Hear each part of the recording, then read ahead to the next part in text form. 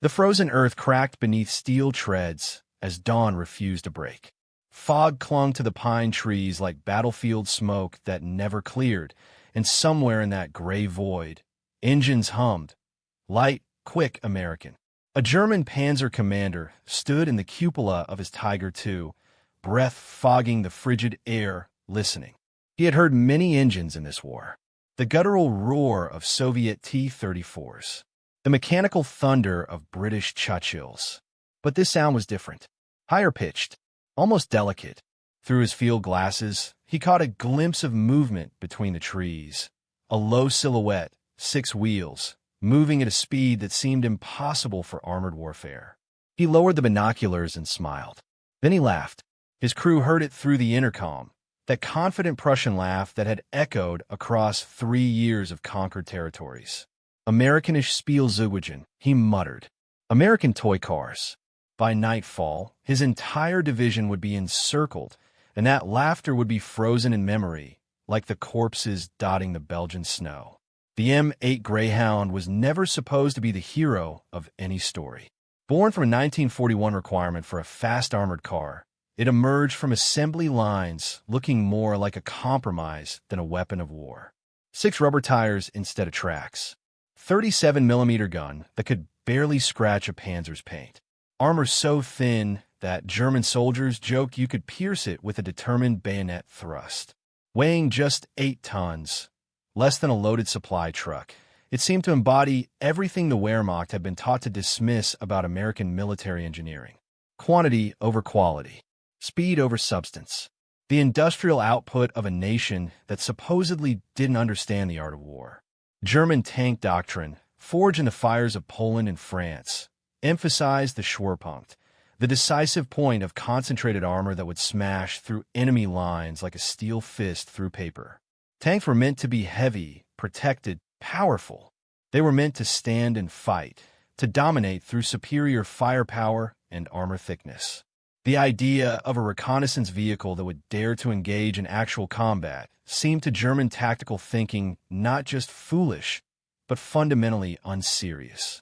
A toy indeed, but the men of the 82nd Reconnaissance Battalion didn't build doctrine. They drove roads. Before the war, most of them had been farmhands, mechanics, delivery drivers. Men who understood that speed wasn't just about arriving first, but about surviving to arrive at all. They had been trained at Fort Knox and Camp Campbell, learning to navigate by terrain features rather than maps, to read smoke patterns and track marks the way their grandfathers had read animal signs in the Missouri woods. They understood something that German tactical manuals didn't address, that in war, information delivered fast enough becomes a weapon more lethal than any cannon. They climbed into their Greyhounds with that uniquely American mixture of irreverence and competence, painting names on the hulls, Hellcat, Ghost Rider, Sweet Revenge, and rolling into France with the same casual confidence they'd once driven bootleg whiskey through Appalachian backroads. The Germans expected armor. They got velocity. The mockery began almost immediately, when Wehrmacht intelligence officers first identified the M8 in reconnaissance reports during the Normandy campaign. The assessments were dismissive to the point of contempt. Captured documents from July 1944 show German field commanders describing the Greyhound as lightly armored, suitable only for rear area security duties, and incapable of meaningful engagement with proper armored vehicles. Panzer crews, accustomed to dueling with Sherman tanks and Churchill heavy infantry tanks, viewed the appearance of wheeled vehicles at the front as confirmation of American tactical naivety. In canteens and command posts, the jokes flowed as freely as the increasingly scarce coffee. How many Americans does it take to build a tank? None. They just put wheels on a gun and hope for the best. The humor masked something deeper, though, a fundamental misunderstanding of what Americans were actually doing. The Germans were fighting the war they had prepared for, the war their doctrine demanded. The Americans were fighting the war that existed. What the Wehrmacht failed to grasp was that the M8 wasn't designed to fight panzers. It was designed to avoid them, circumvent them, report them, and call down upon them the one thing America had an unlimited supply: everything else. The Greyhound could hit 55 miles per hour on roads, 35 cross-country. It could operate for 400 miles without refueling. Its six-wheel drive system could navigate terrain that would bog down tracked vehicles, and its low profile made it nearly invisible in rolling countryside. More importantly, it carried the SCR 510 radio, a device that could transmit clear signals up to 20 miles, linking recon crews directly to artillery batteries, air support, and armored reserves. The M8 wasn't a toy car. It was a messenger that arrived before the message was expected, carrying news that could reshape entire battlefield situations before the enemy knew the situation had changed. September 1944. The German border. The Wehrmacht had spent 4 years learning to dread American artillery, but they still didn't understand how it found them so quickly, so precisely. The answer was rolling through the Ardennes at 40 miles per hour, crewed by men who had learned that seeing the enemy first meant your side did the killing. Reconnaissance platoons would surge forward in dispersed formations, using terrain masks and speed to penetrate gaps in German lines. The moment they identified enemy positions, a camouflage Panther tank, a company of infantry digging in, an ammunition dump hidden in a farmhouse, they would transmit coordinates and pull back at speeds that made pursuit pointless. Minutes later, American artillery would saturate the area with high explosive shells, turning German tactical preparations into chaotic scrambles for survival. Panzer commanders found themselves in an impossible situation.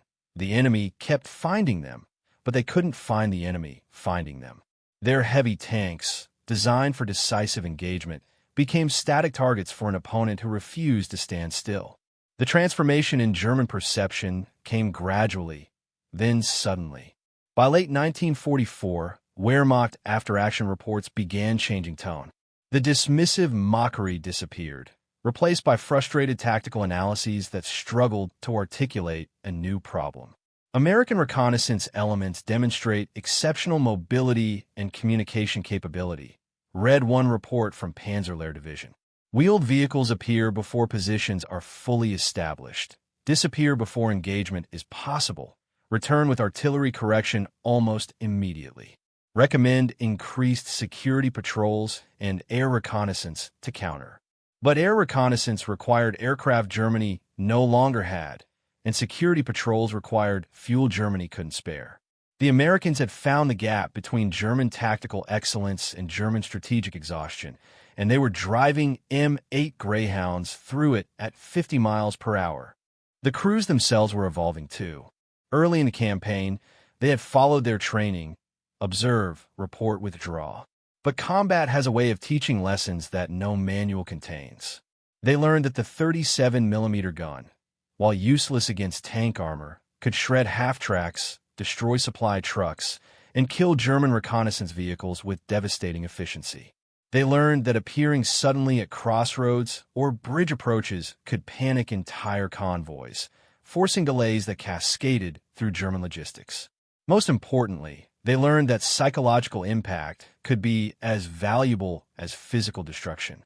A panzer commander who knew American recon had penetrated his flanks couldn't know if artillery was already being called, if air support was inbound, if infantry was maneuvering into position. The presence of one M8 Greyhound implied an entire American combined arms response system preparing to engage. The vehicle itself became a symbol of the thing German commanders feared most: the sense that they were fighting an enemy who saw everything, knew everything, and could bring overwhelming force to bear anywhere, anytime. December 16, 1944. The Ardennes again. Hitler's last great gamble, Operation Walk am Rhein, burst through American lines with a fury that briefly rekindled Wehrmacht confidence. Finally, they thought, we fight our kind of war again. Concentrated armor, breakthrough tactics, exploitation before the enemy can react. The initial assault achieved surprise and local superiority. American units, many of them inexperienced, fell back in confusion. But within hours, something peculiar happened. Even as frontline infantry reeled, even as communication networks fragmented, information kept flowing. Greyhound crews, scattered across the breakthrough sectors, didn't retreat to safety. They infiltrated between German columns, paralleling the advance from concealment, counting tanks, identifying unit insignia, mapping routes. They radioed positions back to any American headquarters still receiving. Some operated for days behind German lines, sleeping in frozen creek beds, refueling from captured supply dumps, becoming ghosts that haunted the Wehrmacht's greatest offensive.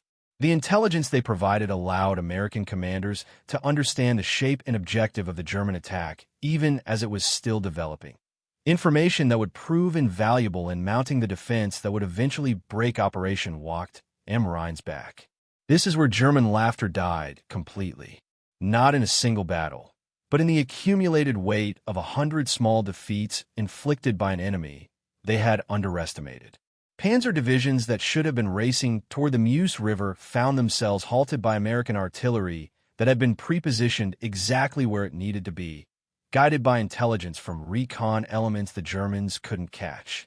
Supply columns that should have been moving freely through captured territory found themselves ambushed at crossroads by Greyhounds that appeared from nowhere, destroyed half the convoy, and vanished before infantry could respond.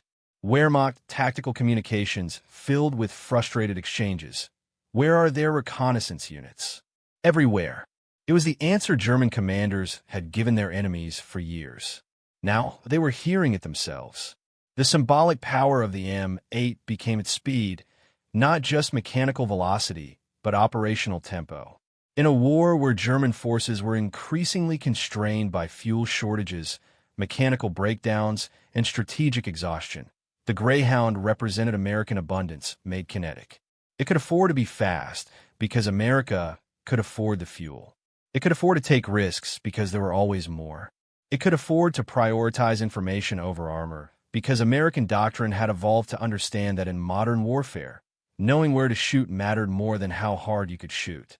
Every Greyhound racing through Belgian villages or French countryside carried with it an implicit message.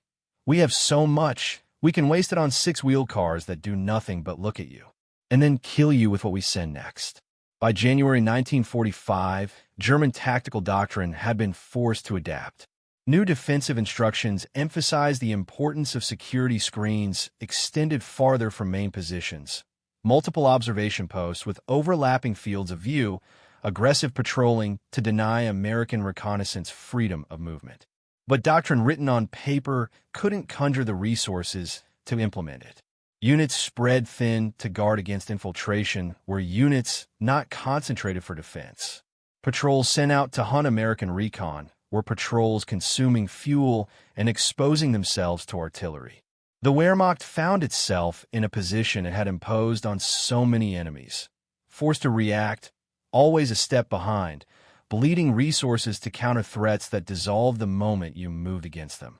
The hunters had become the hunted, and they were being pursued by vehicles they had once called toys. The Battle of the Bulge's final act featured a moment that would epitomize the M8's war. As German forces attempted to withdraw from their failed offensive, a single reconnaissance platoon from the 82nd Cavalry Reconnaissance Squadron identified a traffic jam of retreating Wehrmacht vehicles near Hofeleis, tanks, half-tracks, trucks, all trying to funnel through a narrow road junction. The platoon couldn't engage such a force directly. They didn't need to. They called in the coordinates and withdrew. 20 minutes later, American fighter bombers arrived, guided by smoke shells fired by the recon platoon. The resulting carnage destroyed an entire combat group's worth of vehicles, trapping armor that couldn't maneuver off the road, creating a steel graveyard that blocked the retreat route for hours. The Germans had been defeated not by a superior tank, but by a superior system, and the M8 Greyhound was the nerve endings of that system, transmitting pain before the enemy even knew they'd been injured. German commanders who survived the war would write their memoirs, and in those pages, the M8 rarely appeared by name. But the frustration bled through in other ways. Complaints about American reconnaissance superiority, grudging admissions about the effectiveness of American combined arms coordination, bitter observations about the impossibility of achieving surprise against an enemy who seemed omniscient. They had entered the war believing in the supremacy of German tactical skill, the excellence of German engineering, the inevitable victory of quality over quantity. The Greyhound, that absurd six-wheeled scout car with its inadequate gun and its paper-thin armor, had helped teach them otherwise. Not through direct confrontation, but through the more humiliating defeat of irrelevance. They couldn't catch it, couldn't stop it, couldn't prevent it from doing its job. Their laughter had transformed into the silence of men who realized the war they're fighting is not the war they prepared for. The crews who drove those Greyhounds home after the war seldom spoke of them as legendary vehicles. They were just trucks that could shoot, they'd say. Just a way to get around and see what the Germans were up to. The understatement was characteristically American. This habit of downplaying competence, of treating extraordinary effectiveness as ordinary competence. But in that casual dismissal lived a truth that German military tradition struggled to accept. That professionalism didn't require pageantry, that effectiveness didn't need to be dramatic, that winning a war might be less about the decisive breakthrough and more about doing 1,000 small things correctly, quickly, repeatedly, until the enemy collapsed not from single wound but from accumulated exhaustion. The M8 Greyhound served through the war's end, then through Korea, then found its way into armies around the world. A vehicle that had been mocked at its introduction becoming a template for armored reconnaissance for generations. Its design principles, mobility over protection, information over firepower, system integration over individual capability, would influence military thinking for decades. But perhaps its greatest legacy was symbolic, proof that American military power rested not on matching enemies weapon for weapon in traditional terms, but on reimagining what warfare could be when you had the industrial capacity, the technological sophistication, and the tactical flexibility to fight on your own terms rather than the enemy's. On a frozen January morning in 1945, a German panzer commander laughed at the sight of a thin-skinned scout car, presuming to operate near his heavy tanks. By nightfall, his division was encircled, his supply lines cut, his positions known to every American artillery battery in range. The laughter had stopped. In its place came the sound that would define the Wehrmacht's final year, the high-pitched whine of 6 rubber tires on pavement, moving fast, always moving, carrying information that would become fire and death before German defenders could even locate its source. The Americans had brought their toy cars to war, and the toy cars had won. In the end, the M8 Greyhound represented something the Wehrmacht, for all its tactical brilliance and operational skill, never fully comprehended. That modern war belonged not to the strongest or the most heavily armed, but to the fastest to adapt, the quickest to communicate, the most capable of turning information into action before the enemy could turn action into defense. Speed wasn't a liability requiring compensation. Speed was the weapon itself. The Germans had built an army designed to concentrate force at decisive points. The Americans had built a system designed to know where those points would be before the concentration occurred. Between those two philosophies lay the difference between winning battles and winning wars. And racing through that difference at 55 miles per hour with a map in one hand and a radio microphone in the other came the M8 Greyhound, proof that sometimes the deadliest weapon is the one that doesn't stay to fight, but leaves just fast enough to ensure the fight comes on your terms, not theirs. The German commanders had laughed. History would remember what came after the laughter, the sound of American engines fading into the distance, always just beyond reach, always already calling down the fire.